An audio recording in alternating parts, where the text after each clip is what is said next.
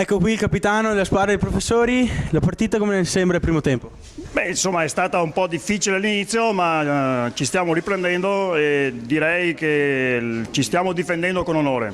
Reclamava un rigore non dato, come le pensa? Sono cose che succedono nelle partite, noi rispettiamo gli arbitri, rispettiamo la decisione arbitrale, quindi noi non discutiamo sugli arbitri. Mi pare abbastanza corretta come partita. Certo, i ricambi dall'altra parte sono più numerosi, i nostri ricambi sono perché abbiamo l'infermeria piena, ma ci stiamo difendendo con onore, siamo contenti della nostra prestazione, vista anche la nostra età. Un'obiezione anche sul portiere, dei guanti? Il primo portiere che ha giocato con noi, io gli ho detto mettiti i guanti, lui non se li ha messi, invece io riesco lo stesso, in realtà si è tirato dentro un pallone che era parato e un altro, una mezza palma, insomma, su cose che succedono, incidenti. Sottolineiamo anche i due pali presi. Incidenti di percorso, Due pali presi e due bellissimi gol, quindi valgono anche doppio, pensiamo noi, ma comunque questo lo diremo alla fine. Casomai cambieremo il regolamento.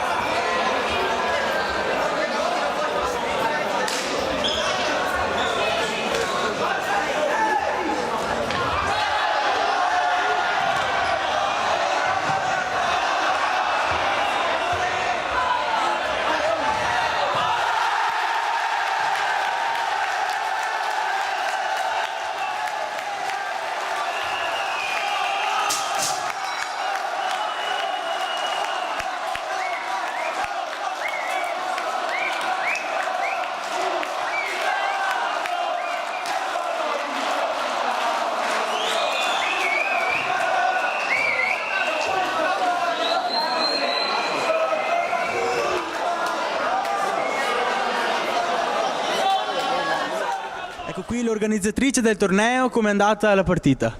Bellissima partita, bello il tifo più che altro dei ragazzi verso i docenti.